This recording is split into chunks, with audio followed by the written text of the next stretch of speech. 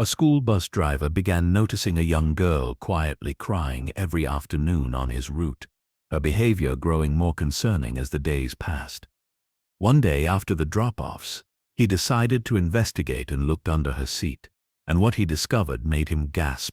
Robert Thompson adjusted his rear-view mirror with a practiced flick of his wrist as the rumbling school bus made its way down the suburban streets of Cedar Valley, Ohio. At 59, the retired auto mechanic had found an unexpected second career as a school bus driver, a job that gave his days structure and purpose after 32 years of fixing engines and transmissions. The afternoon sun slanted through the windows, casting long shadows across the blue-gray seats. Robert glanced at his watch. 10:45 p.m., right on schedule for the afternoon drop-offs.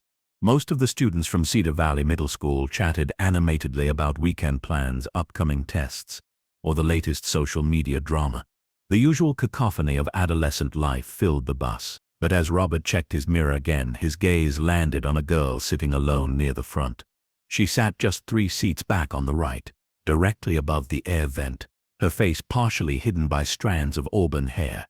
Her shoulders were hunched forward, and though she tried to hide it, Robert could see her hand occasionally coming up to wipe away tears. This was the 3rd day in a row he had noticed her crying, always in the same pattern, quiet and reserved when the bus was full, gradually letting her guard down as students departed at their stops. Robert frowned, concern etching deeper lines into his weathered face. He had been driving this route long enough to recognize the signs of a troubled kid. Looking down at his clipboard where he kept the student roster, he confirmed what he already knew. Her name was Emma Richardson, Class 8B. She had only been enrolled at Cedar Valley for 2 weeks. The first week, Robert hadn't thought much of her quiet demeanor. New students often kept to themselves until they found their footing. But this second week had shown a disturbing pattern, and today seemed particularly bad. "Oak Street coming up," Robert called out as he slowed for the stop. 2 boys grabbed their backpacks and made their way to the front, thanking Robert as they stepped off the bus. He watched them walk toward their homes before closing the door and continuing on his road. With each stop, the bus grew emptier, and Robert continued stealing glances at Emma through his mirror. There were only 5 students left now, and Emma's stop was the last on his route. As the bus emptied further, her silent tears became more evident. At one point, Robert noticed something peculiar.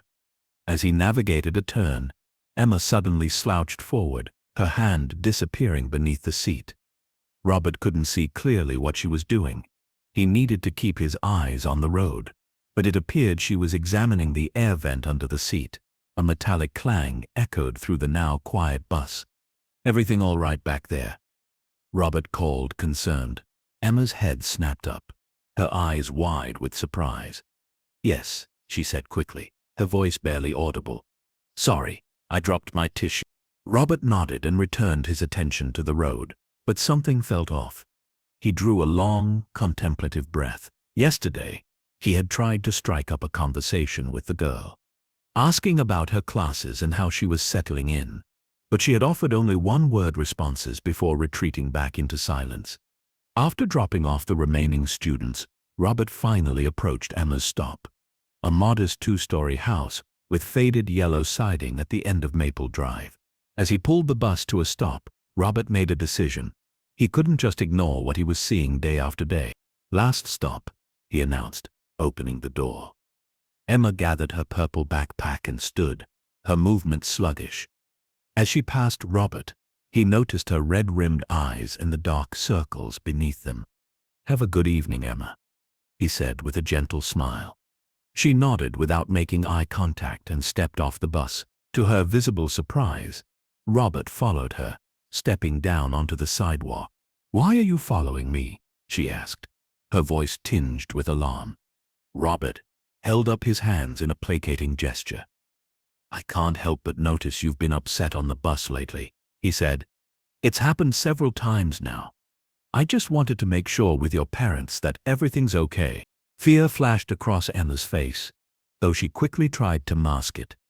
"No need for that," she insisted, her voice rising slightly. "It's nothing big. School's just been hard, and I miss my friends from my previous school. Robert studied her face, uncertain. His decades of life experience told him there was more to the story, but he didn't want to push too hard and scare her.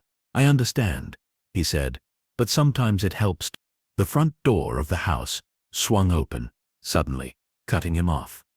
A man stepped out onto the porch, his expression impassive. "Emma," he called sharply. "Come inside." "Is there a problem?"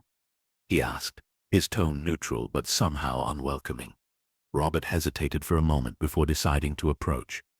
He walked up the path toward the porch, stopping a respectful distance away. "No problem, sir," Robert said. "I'm Robert Thompson, Emma's bus driver. I just wanted to check in because I've noticed she seems upset on the ride home lately." The man's expression didn't change. "I'm Mark Stevens, Emma's stepfather," he said. "Her mother isn't home right now." Robert nodded. "I just wanted to let you know that Emma's been crying on the bus. I was concerned something might be troubling her." Mark's face softened slightly, though it didn't reach his eyes. "Her grandfather passed away recently," he explained. "It's been hard on all of us, but especially on Emma. They were close. She'll get over it, hopefully." "I'm very sorry to hear that," Robert said, feeling a twinge of relief that there was an explanation. "Please accept my condolences. I didn't mean to intrude." "Thanks," Mark said, already turning away. "Have a good day." "Maybe I'm overthinking it," Robert muttered to himself as he climbed back into the driver's seat. Man could just be busy, or private. Still, as he started the engine and pulled away from the curb, the image of Emma's pleading look stayed with him. Robert drove the bus back to the depot, navigating the familiar streets on autopilot, while his mind remained preoccupied with Emma. The afternoon sun was beginning to descend, casting long shadows across the neighborhood as he pulled into the school bus yard. After parking in his designated spot, Robert began his end-of-day routine. He walked the length of the bus, checking each seat for forgotten items, and collecting the inevitable assortment of trash, crumpled homework assignments, empty chip bags, and half-finished water bottles. He placed each item into the garbage bag he always kept on hand, moving methodically from the back of the bus toward the front. When he reached the front seats, Robert paused. This was where Emma had been sitting, right above the air vent. He recalled the clang he'd heard and her hurried explanation about dropping a tissue. Looking at the seat now, he realized he hadn't seen her with any tissues when she left the bus. Maybe she'd put it in her pocket, he reasoned, but Robert's instincts told him to investigate further. He crouched down, his knees protesting with a dull ache. The floor around the seat appeared clean. No tissues or obvious debris. Robert's attention turned to the air vent itself. It was securely fastened to the floor. But as he examined it more closely, he noticed a small gap between the vent and the seat base. "Let's see what we have here," he murmured, reaching his fingers into the narrow space. His fingertips brushed against something smooth and unfamiliar. With some effort, Robert managed to extract a small plastic package. When he pulled it out into the light, his breath caught in his throat. It was a blister pack of pink pills, partially used. Robert turned it over in his hand, studying the unfamiliar medication. The brand name was printed on the back along with dosage information. Robert sat heavily in the driver's seat, staring at the package in his hand. A 13 or 14-year-old girl was hiding birth control pills under her seat on the school bus. Combined with her crying and withdrawn behavior, it painted a concerning picture. With slightly trembling fingers, Robert located the principal's contact information in his phone and attached the photos to a message. "Found these hidden under a seat on my bus today. They belong to a student. Please advise on next steps. This is Principal Morrison." "Hello, sir. This is Robert Thompson, bus driver for Route 1. The principal's sigh was audible through the phone. "Mr. Thompson, I'm currently in a meeting with the school board. Is this urgent?" "I believe it is, sir. I just sent you some photos." "I haven't had a chance to check my messages," Principal Morrison cut in, his voice strained with impatience. "How important could it be that it can't wait until after my meeting?"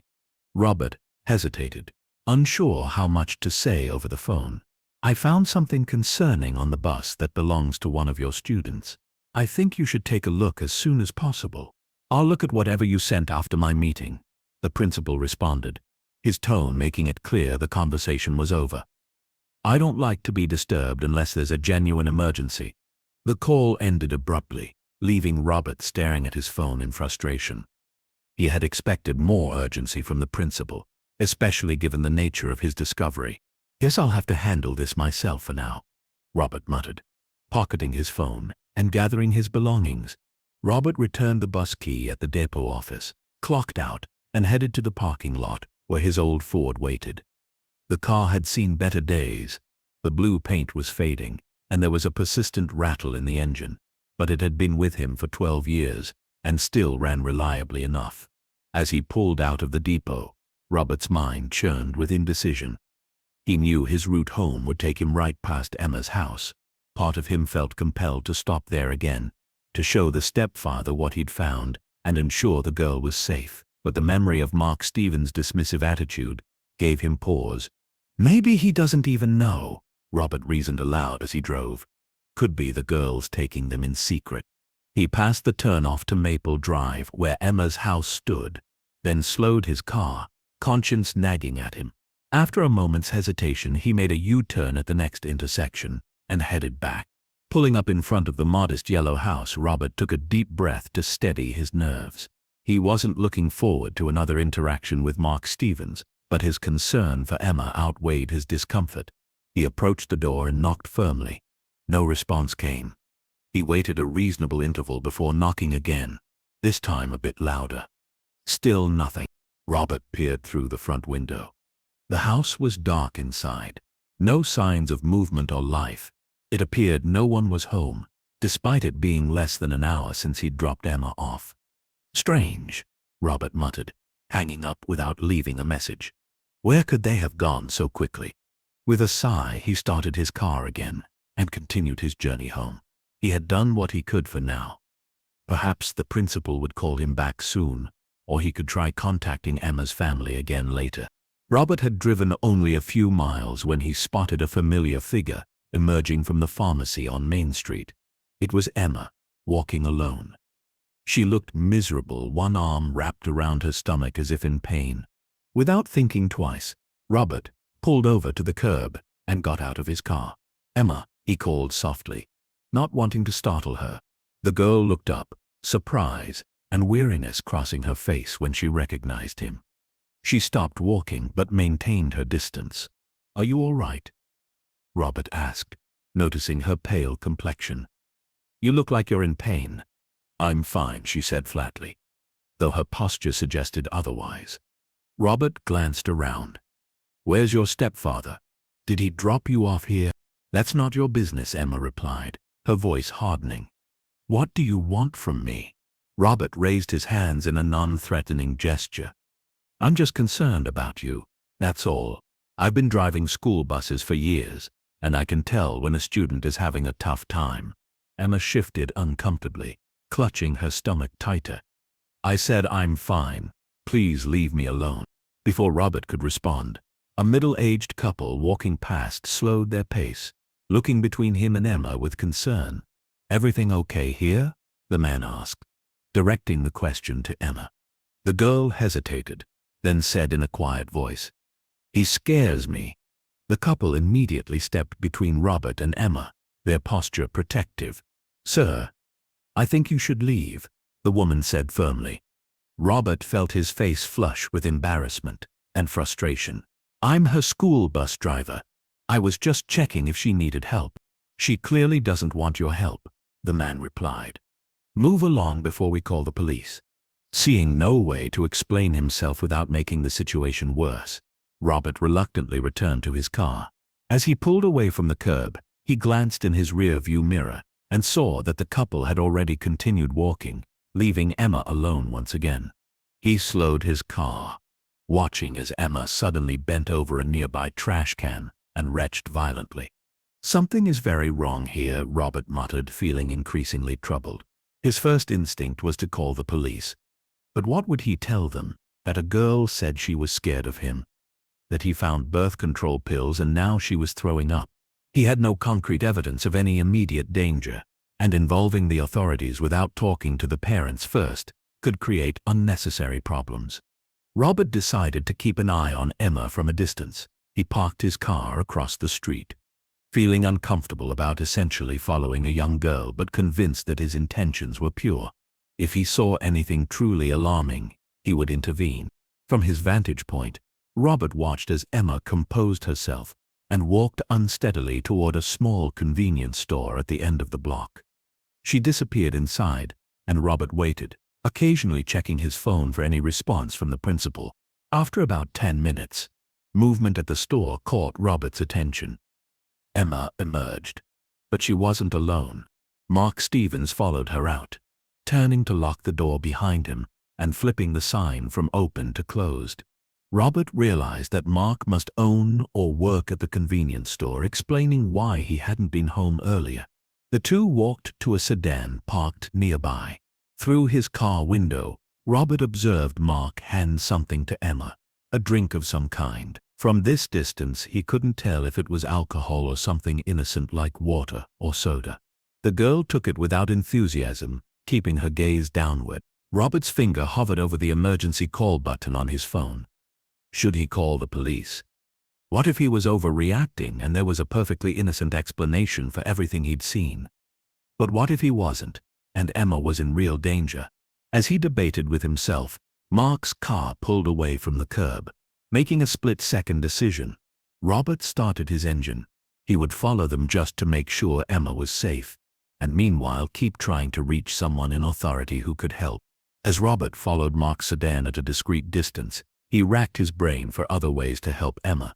The principal hadn't responded to his message, but perhaps there was someone else at the school he could contact. With one eye on the road ahead, Robert scrolled through his contacts until he found the number for Emma's homeroom teacher, Mrs. Patricia Lewis. He had met her at the beginning of the school year during staff orientation and remembered her as a caring, attentive educator. He put the phone on speaker and placed it in the cup holder as it rang. "Hello?" A female voice answered, after the third ring. "Mrs. Lewis, this is Robert Thompson, the driver for bus route 1. I'm calling about one of your students, Emma Richardson," Robert explained, keeping his voice low even though there was no way Mark or Emma could hear him from the other car. "Have you noticed anything unusual about her behavior lately?" There was a pause before Mrs. Lewis responded, her tone more serious. "Actually, yes. She's very quiet, never approaches any of the other students for friendship, and she's been excusing herself to the restroom multiple times during class." Robert nodded to himself, another piece of the puzzle falling into place. "Anything else?" "Today, she seemed particularly unwell," Mrs. Lewis continued. "I suggested she go to the nurse's office, but apparently she went to the library instead and fell asleep. One of the librarians found her there later." "Yes, but he dismissed it as typical new student adjustment issues, said he'd deal with her tomorrow after his meeting with the school board." Mrs. Lewis paused. "Why are you asking about this, Mr. Thompson? Has something happened on your bus?" Robert took a deep breath. "I found something under Emma's seat today." He briefly pulled over to send Mrs. Lewis the same photos he'd sent to the principal. "I'm sending you pictures now. These are birth control pills," she finally said, her voice hushed with concern. "Where exactly did you find these?" "Hidden under the seat where Emma always sits," Robert confirmed. "Based on what I've observed and what you've just told me, I'm very worried about her." "This is serious," Mrs. Lewis agreed. "The parents need to know about this immediately." "I've been trying to reach them," Robert explained, describing his earlier visit to their home and his current situation following Mark's car.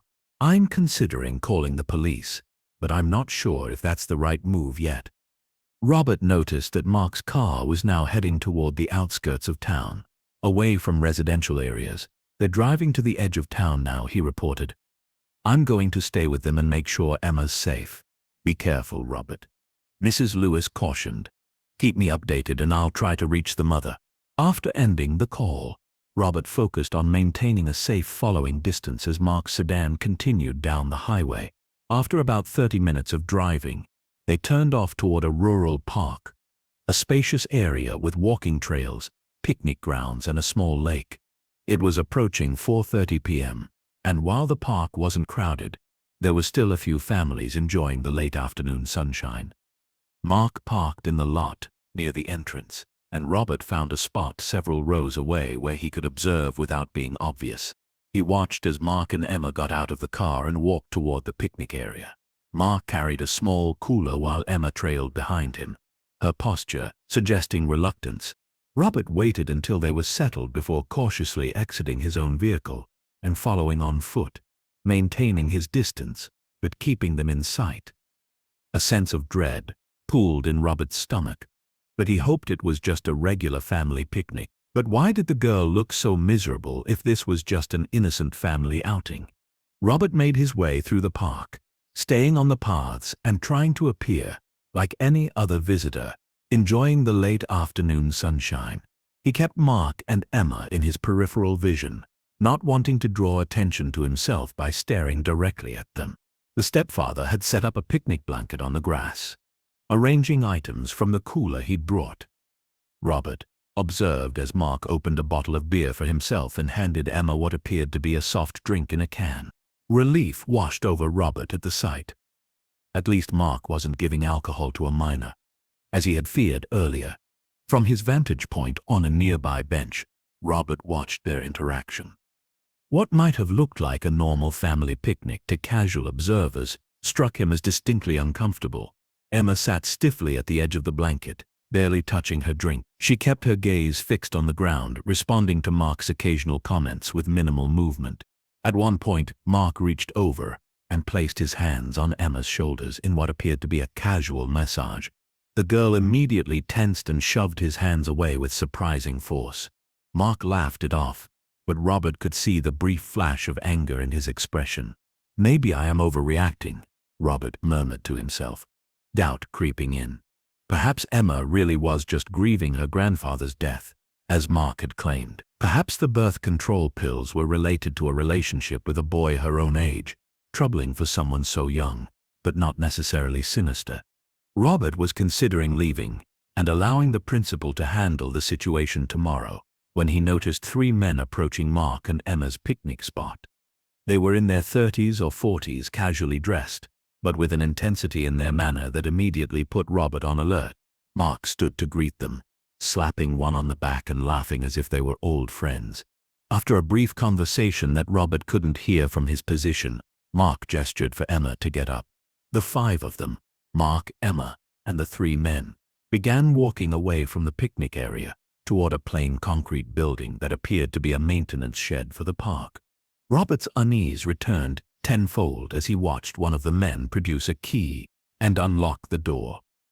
There was no legitimate reason Robert could imagine for 4 grown men to take a teenage girl into a locked shed in a secluded part of the park. His hands shaking slightly, Robert pulled out his phone and dialed 911. 911, what's your emergency? The dispatcher answered promptly.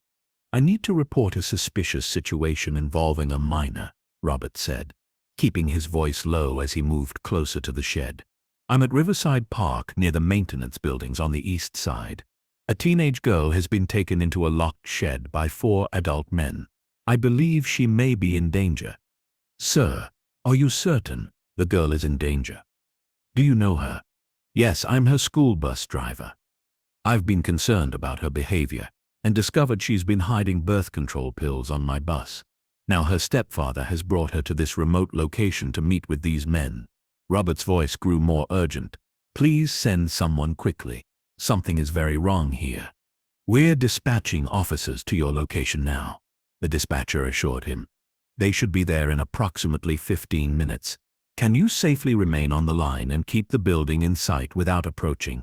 Yes, I can do that, Robert confirmed, finding a position behind a cluster of trees where he could observe the shed without being easily spotted.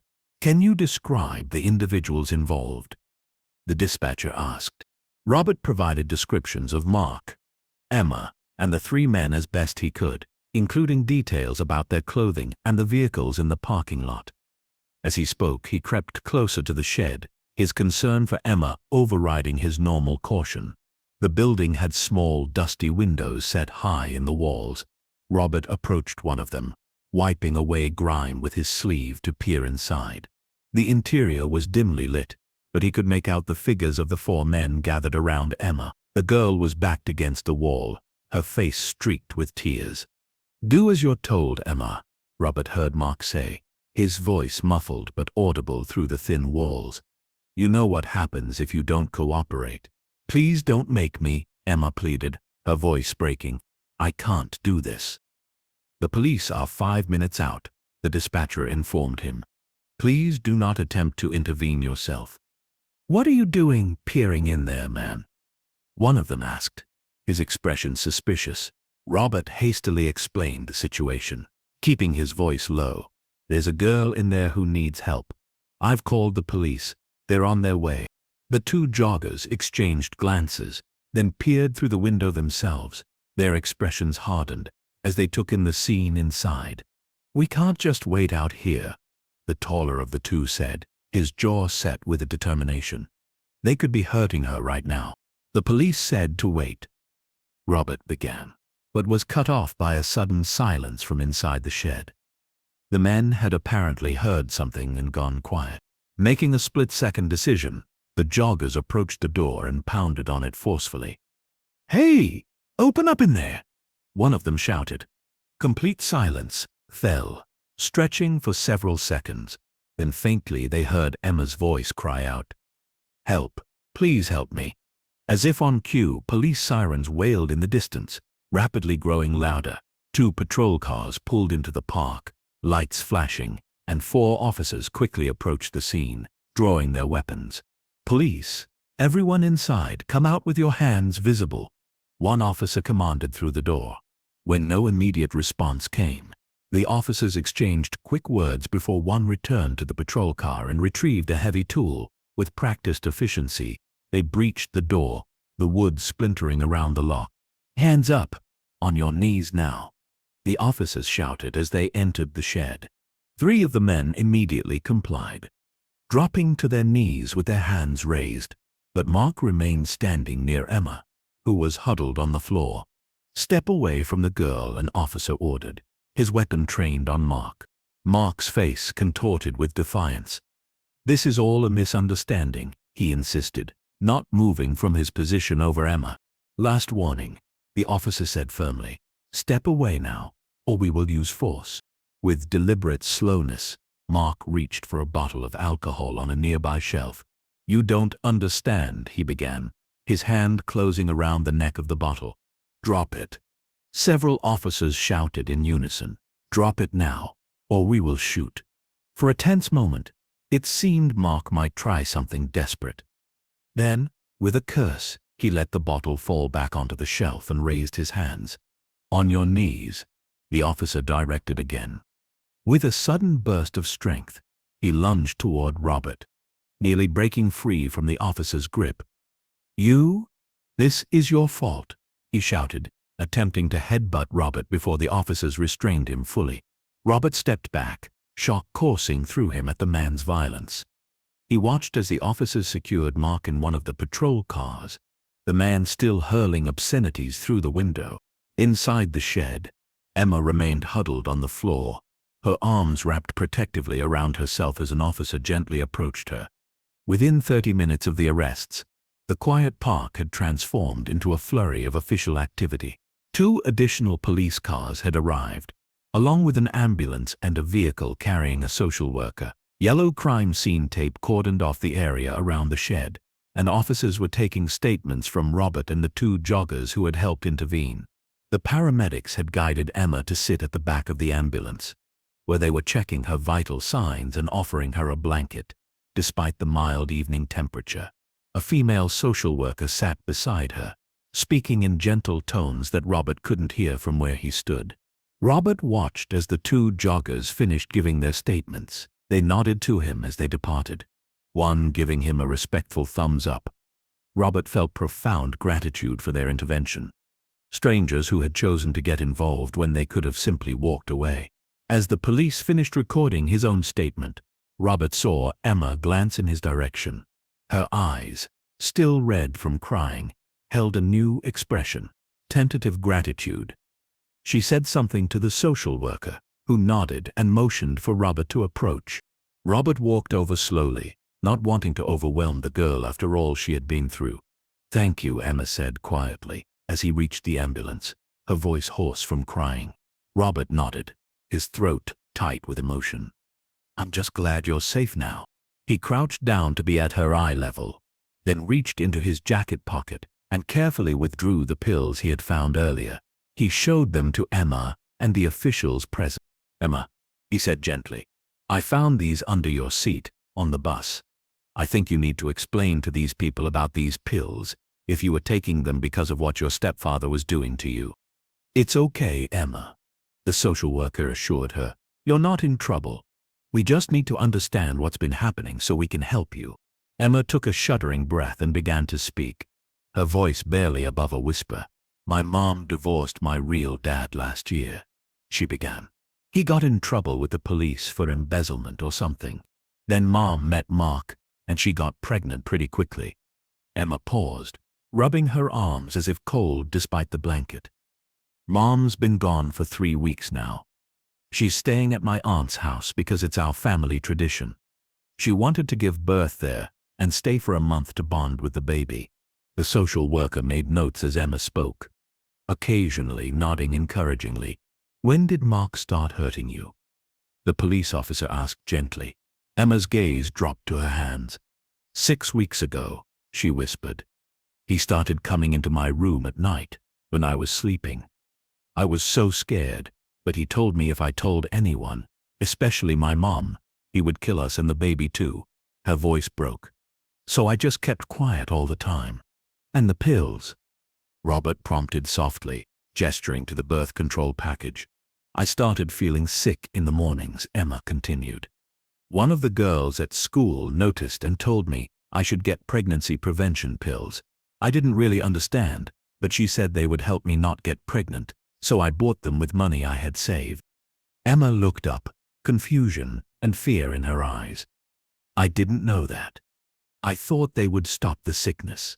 Someone found them in my backpack at school," she continued. "So I started hiding them under the seat on the bus where I always sit." The police officer placed a gentle hand on Emma's shoulder. "Emma, we're going to need to contact your mother, and we'll need to have a doctor examine you to determine if you're pregnant." "No, please," Emma begged, fresh panic in her voice. "I don't want this. I can't be pregnant. My mom will hate me." "Your mother won't hate you," the social worker assured her. "None of this is your fault, Emma. Your stepfather is the one who did something terrible, not you. We need to talk to your mother," the officer said firmly but kindly. "This isn't something we can keep from her." Emma's shoulders slumped in defeat as she nodded, tears streaming silently down her face. Robert watched the interaction with a heavy heart. He had seen troubled kids before in his years as a bus driver, but nothing like this. He cleared his throat, drawing the attention of the officials. "If it's all right," he said, "I'd like to accompany Emma to the hospital. I want to make sure she's not alone while waiting for her mother." The social worker considered this for a moment, then nodded. "That would be fine, Mr. Thompson. We'll need to take your statement at the hospital as well." One of the police officers approached their group. "The principal has been contacted," he informed them. "He says he'll meet us at the hospital." Robert nodded, remembering the message he had sent earlier that had gone unanswered. Her homeroom teacher, Mrs. Lewis, also knows about the situation. I called her earlier when I became concerned. The emergency room of Cedar Valley General Hospital buzzed with its usual controlled chaos as Robert sat in an uncomfortable plastic chair, waiting for news. After their arrival, Emma had been whisked away for examination, leaving Robert to give his statement to the police in a small conference room down the hall. He checked his watch. Nearly 2 hours had passed since they'd arrived at the hospital. The social worker, a compassionate woman named Ms. Rodriguez, occasionally updated him on what was happening, but the details were necessarily limited due to privacy concerns. As Robert sipped a cup of mediocre coffee from the vending machine, Miss Rodriguez approached him again. "Mr. Thompson," she said, taking a seat beside him. "Emma is asking for you. They've finished the initial examination, and she's been moved to a private room. If you'd like to see her, I can take you there now." Miss Rodriguez, led him through a maze of corridors to a small room where Emma sat on the edge of a hospital bed. She looked impossibly small in the oversized hospital gown, her eyes red-rimmed but dry for the moment. A female doctor was making notes on a tablet near the window. "Robert," Emma said, a hint of relief in her voice. "How are you doing, kiddo?" he asked gently, taking a seat in the chair beside her bed. Before she could answer, the doctor spoke up. "Mr. Thompson, I'm Dr. Martinez. I understand you're the one who initially noticed something was wrong." Robert nodded. "I'm Emma's bus driver. I noticed her crying on the bus every day and then found those pills." Dr. Martinez's expression was grave. "I've completed my examination of Emma, and I've confirmed that she is indeed pregnant, currently in the early stages." Robert closed his eyes briefly, the confirmation of his worst fears hitting him like a physical blow. When he opened them again, he saw tears silently streaming down Emma's face. A commotion in the hallway interrupted the moment. A woman's voice, high with panic, could be heard demanding information from the hospital staff. Seconds later, the door burst open, and two women rushed in, one in her late 30s and another perhaps 50 years older. "Emma!" the younger woman cried, rushing to the bed and gathering the girl in her arms. "Oh my God, baby, what happened?" The police called and said. She broke off, unable to finish the sentence as she held her daughter tightly. "Mom," Emma sobbed, clinging to her mother. The older woman, presumably Emma's grandmother, stood at the foot of the bed, her face a mask of shock and fury. "Where is he?" she demanded of no one in particular. "Where is that monster? I'll kill him myself." Dr. Martinez stepped forward. "Mrs. Richardson? Mrs. Richardson's mother? I'm Dr. Martinez. I've been caring for Emma since she arrived. Perhaps we could speak privately about her condition." Emma's mother pulled back slightly, her face pale. "Condition? What's wrong with my daughter?" Dr. Martinez glanced at Emma, then back to her mother.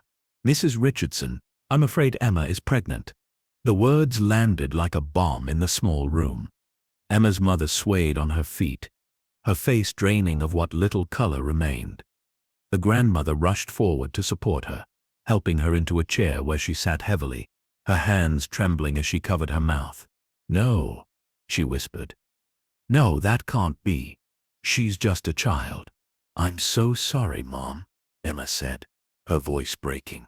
"This is not your fault," her mother interrupted fiercely, reaching for her hand. "None of this is your fault. Do you understand me? It's Mark." That words failed her as she dissolved into tears, her body shaking with sobs. The grandmother turned to Dr. Martinez, her expression hard. "What are the options here? She's 14 years old. She cannot have a baby." Dr. Martinez nodded solemnly. "I was about to discuss this with you. There are health risks associated with pregnancy at Emma's age. Additionally, given the circumstances, there are options available for termination if that's what Emma and you decide is best. Ohio has provisions for cases like this," Ms. Rodriguez added gently. "If that's the path you choose, there would be no legal barriers given the circumstances." Robert, feeling like an intruder on this deeply personal family moment, stood quietly. "I should give you all some privacy," he said, moving toward the door. "Wait," Emma called out. "Please don't go yet." Her mother turned, seeming to notice Robert for the first time. "Who are you?" "This is Robert Thompson, Mrs. Richardson," Ms. Rodriguez explained. "He's Emma's school bus driver. He's the one who noticed something was wrong and ultimately alerted the authorities." The grandmother approached Robert, tears in her eyes. "You saved our girl," she said, gripping his hand fiercely. "Thank you. Thank you." Robert nodded, uncomfortable with the praise. "I just did what anyone should do." Emma's mother struggled to her feet and embraced Robert unexpectedly. "Thank you," she whispered before pulling away, wiping her tears. A knock at the door preceded the entrance of a police officer. "Mr. Thompson, could I speak with you for a moment?" Robert nodded and followed the officer into the hallway, leaving the family to their private discussion with the doctor and social worker. "I wanted to update you on the situation," the officer said once they were alone in a quiet corner. Mark Stevens is in custody and has been charged with multiple serious offenses. He's not talking, but the 3 men we arrested with him are cooperating in exchange for reduced charges. What have they told you? Robert asked. According to their statements, Stevens has a history of predatory behavior. He specifically targeted single mothers with daughters. The officer's expression hardened. He was jealous of Emma because she was from the first marriage. He took advantage of her and wanted to break her spirit so that her mother would reject her and focus solely on him and his upcoming child. Robert felt sick at the calculated cruelty. Will he be able to get out on bail? The officer shook his head. Not likely. With the evidence we have and the testimony of the other men, he's facing serious jail time. We're also investigating whether he has a pattern of this behavior with other victims. Robert nodded, relieved that the man would face justice. What about the principal and Mrs. Lewis? I contacted both of them earlier today. They're both at the police station giving statements. The officer confirmed. We're trying to determine if there was any negligence on the part of the school in not noticing or addressing signs of abuse. Robert nodded, suddenly aware of the bone-deep exhaustion that had settled over him. I will, he promised. As Robert exited the room where he had given his statement to the police, the exhaustion of the day finally settling into his bones, he noticed a woman sitting alone in the waiting area. Her eyes were red from crying, one hand resting protectively on her heavily pregnant belly. She looked up as Robert approached and recognition flashed across her face. She stood with some effort, extending her hand. Mr. Thompson, I'm Sarah Richardson, Emma's mother. Her voice was soft but steady. I didn't get to properly thank you earlier for what you did for my daughter. Robert shook her hand gently. Please call me Robert, and there's no need for thanks. How is Emma doing? Sarah gestured to the empty seat beside her, and Robert sat down. She sank back into her chair with a tired sigh. The doctor confirmed that she is indeed pregnant, now in the early stages. Sarah's voice caught slightly. They've explained the options to us. She twisted her hands in her lap. It's such an impossible situation.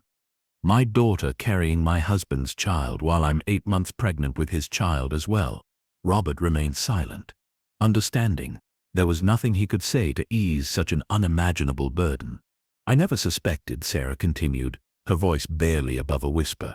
I thought leaving her with Mark while I stayed at my sister's house to prepare for the baby was the right thing to do. Our family has this tradition. She trailed off, shaking her head. How could I have been so blind? You couldn't have known, Robert said gently. Men like Mark are expert manipulators. They hide their true nature. Sarah nodded, though she didn't seem convinced. She started to stand, one hand bracing against the arm of the chair. I should get back to Emma. We still have so much to discuss about what happens next. As she rose to her feet, Eleanor Parker, Emma's grandmother, approached from the hallway. Her face was drawn, her eyes red from crying, but she carried herself with rigid dignity. Sarah, Emma is asking for you, she said, then turned to Robert. Mr. Thompson, I don't believe we've been properly introduced. I'm Eleanor Parker, Emma's grandmother. Robert stood and shook her hand. It's good to meet you, Mrs. Parker, though I wish it were under better circumstances. Suddenly, Sarah gasped sharply, doubling over, her face contorted in pain as she clutched her abdomen. Sarah. Eleanor rushed to her daughter's side. What's wrong? I think, Sarah managed between gritted teeth. The baby's coming. Robert immediately called for help, and within moments, medical staff converged on them. Sarah's water had broken, and contractions were coming rapidly. She's only 36 weeks, Eleanor told the doctor, her voice trembling. The baby wasn't due for another month. The stress likely triggered early labor, the doctor explained as they helped Sarah onto a wheelchair. We need to get her to the maternity ward immediately. As they began to wheel her away, Sarah reached out and grasped Robert's wrist. Please, she gasped through another contraction. Stay with Emma. Don't leave her alone. Robert nodded. I promise. Eleanor looked torn, glancing between her daughter being wheeled away in the direction of Emma's room.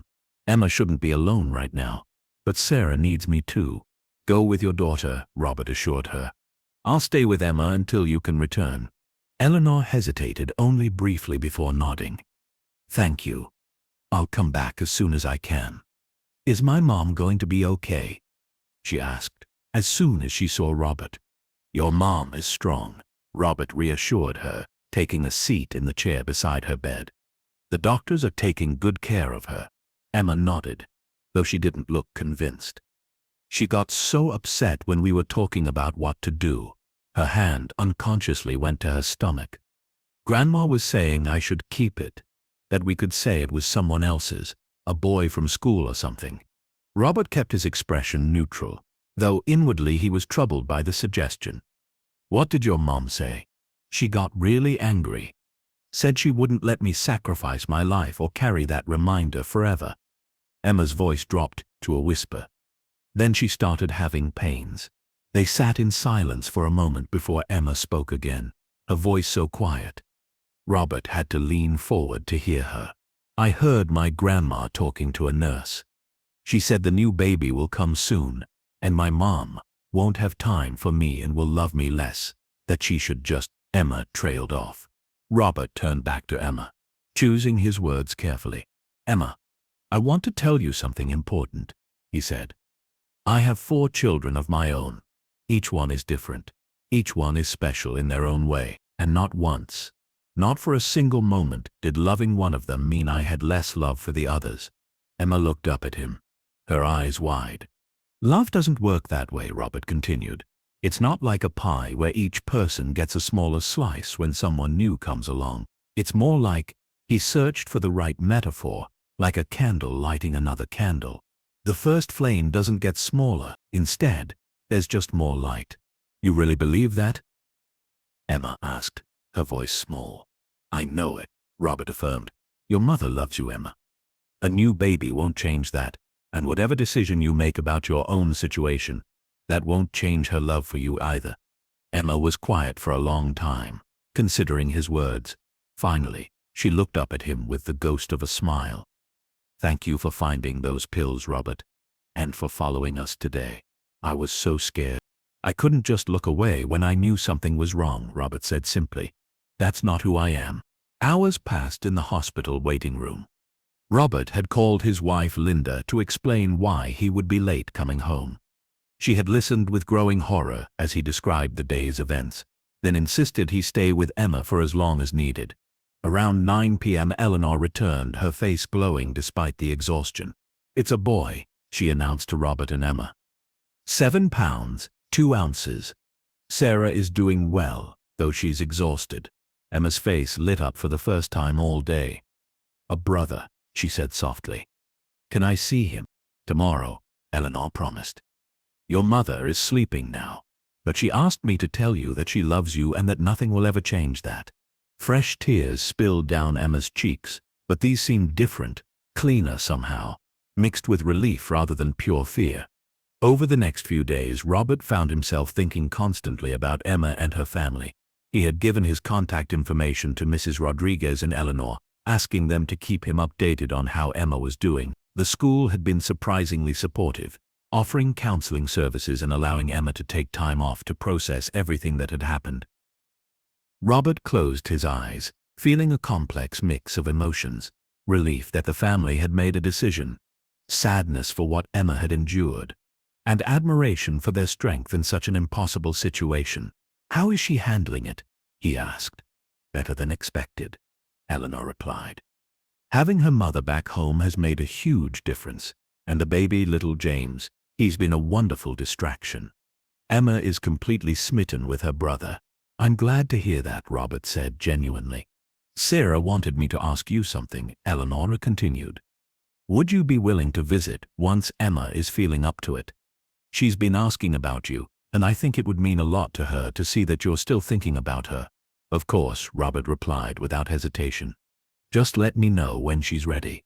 2 weeks later, Robert found himself standing on the porch of the yellow house on Maple Drive. This time under very different circumstances. When Sarah Richardson answered the door, she looked like a different person, tired from caring for a newborn, but with a lightness in her eyes that hadn't been there before. Robert, she said warmly, opening the door wide. Please, come in. Emma's been so excited to see you. The house felt different too. Warmer, more lived in. Baby toys were scattered around the living room, and the sound of an infant's gurgling could be heard from upstairs. Emma appeared at the top of the staircase, moving carefully, but with more energy than Robert had seen from her in weeks. Robert, you came. Of course I came, he said as she descended the stairs. How are you feeling? Better, she said simply. Physically. I mean, the other stuff. Well, Mrs. Lewis says I'm going to be in counseling for a while, but I'm okay with that. Sarah brought tea for the adults and hot chocolate for Emma, and they sat in the living room while Emma told Robert about school, her new baby brother, and how different everything felt now that the truth was out. I went back to school yesterday, Emma said. It was weird at first. I thought everyone would stare at me or ask questions, but Mrs. Lewis had talked to my teachers, and they just treated me normally. That's wonderful, Robert said. And your friends? Emma's face clouded slightly. Some of them have been great. Others, well, I guess I'm finding out who my real friends are. Sarah reached over and squeezed her daughter's hand. That's part of growing up, sweetheart. People show their true colors during difficult times. A cry from upstairs interrupted the conversation, and Sarah stood. That's James. Emma, would you like to introduce Robert to your brother? Emma's face brightened immediately. Yes. Robert, you have to meet him. He's so little and perfect. They went upstairs to the nursery, where a tiny baby lay in a crib, his face red from crying. Emma carefully picked him up, supporting his head as she had obviously been taught. This is James, she said proudly, the baby calming in her arms. James, this is Robert. He's the one who saved me. Robert felt his throat tighten as he looked at the innocent child, a baby who would grow up never knowing the man who had fathered him, protected from that knowledge by the courage of his mother and sister. He's beautiful, Robert said softly. Robert nodded, understanding the wisdom in that decision. Some truths were too heavy for a child to bear. As the weeks turned into months, Robert maintained contact with Emma's family. He watched from his bus driver's seat as Emma gradually returned to her normal teenage life, still quieter than before, but participating in class discussions and even making a few new friends. The legal proceedings against Mark Stevens moved forward slowly but surely. Robert testified in court, describing what he had observed and the events that led to Mark's arrest. The three men who had been with Mark at the park had indeed provided crucial testimony in exchange for reduced sentences, revealing a disturbing network that had been operating for years. Mark was ultimately sentenced to 25 years in prison without the possibility of parole for 15 years.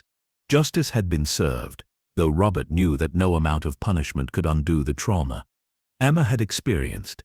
One day in late spring, nearly 6 months after the incident, Emma approached Robert as she boarded the bus for the morning route.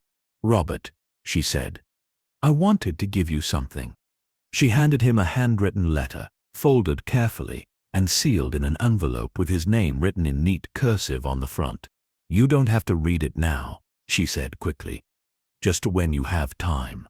That evening Robert sat in his favorite chair at home and opened Emma's letter. Her words were thoughtful and mature beyond her years. Dear Robert, I know I've thanked you before, but I wanted to write this down so you would really understand what you did for me. Before you found those pills and followed us that day, I felt completely alone. I thought no one would believe me if I told them what Mark was doing. I thought my mom would choose him over me. I was wrong about so many things. I was wrong about the pills. I didn't understand how pregnancy worked, and I was so scared that I was willing to try anything. I was wrong about my mom too. She would never choose anyone over me, and she proved that. But most importantly, I was wrong about adults. I thought grown-ups only cared about other grown-ups, that kids like me didn't matter enough for someone to really pay attention. You proved me wrong about that too. You saw me when I felt invisible. You cared when I thought no one did. You took action when it would have been easier to look away. I know you say you just did what anyone would do, but I've learned that's not true. Most people look away. Most people assume someone else will handle it. You didn't. I'm doing really well now. My mom and I are closer than we've ever been. James is the most amazing baby brother. He smiles every time he sees me, and I love taking care of him. I'm seeing a therapist twice a week, and she's helping me understand that what happened wasn't my fault. I'm also doing better in school. Mrs. Lewis has been incredible, and I even joined the drama club. I never thought I'd be brave enough to get on stage, but after everything that happened, regular stuff doesn't seem so scary anymore. I want you to know that I think about what you did every time I get on your bus. I sit in that same seat sometimes, but now instead of hiding things underneath it, I think about how one person caring enough to look closer can change everything. My mom says you have kids of your own. I hope they know how lucky they are to have a dad who pays attention and cares enough to act when something is wrong. The world needs more people like you. Thank you for seeing me. Thank you for caring. Thank you for not giving up even when other people didn't listen right away. Thank you for saving my life. Love, Emma. P.S. Mom says she's going to name James's middle name Robert after you. So his full name will be James Robert Richardson. We hope that's okay with you. Robert had to stop reading twice to wipe his eyes.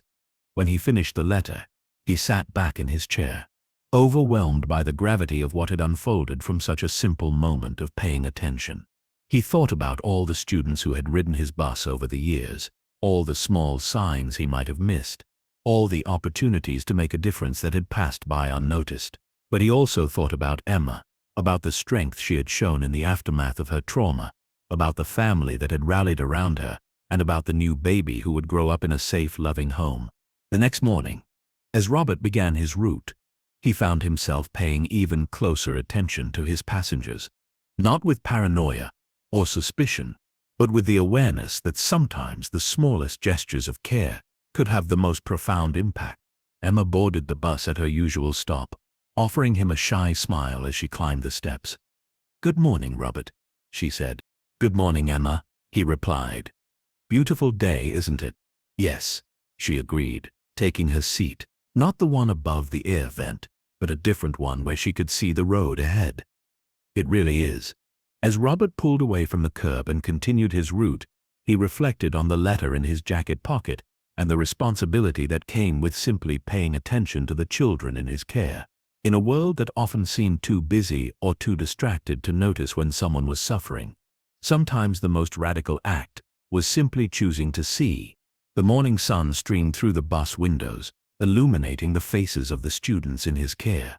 Robert adjusted his rearview mirror once more, keeping watch over them all, knowing that in any one of those faces might be a child who needed someone to notice, someone to care, someone to act, and he would be ready. Months later, Robert would learn that his actions had led to the exposure of a much larger network of abuse. The 3 men arrested with Mark had been part of a ring that exploited vulnerable children across 3 counties. His decision to follow his instincts and investigate Emma's distress had ultimately led to the rescue of 7 other children and the dismantling of an operation that had been running for nearly 5 years. But on that spring morning, as he drove his regular route with Emma safely aboard, Robert simply focused on the task at hand, getting his students safely to school and home again, watching over them with the quiet dedication of someone who understood that the smallest acts of care could echo far beyond what anyone might imagine. The yellow school bus rumbled down Cedar Valley's tree-lined streets, carrying its precious cargo toward another ordinary day that held within it the extraordinary possibility of someone noticing, someone caring, someone choosing to act when action was needed most. And in seat number 7, Emma Richardson sat with her face turned toward the window, no longer hiding tears, but watching the world go by with the hard-earned wisdom of someone who had learned that even in the darkest moments, there are still people willing to stand up and fight for what's right. The bus rolled on, carrying them all toward whatever the day might bring, protected by the watchful eyes of a driver who had learned that sometimes the most important part of his job had nothing to do with driving at all,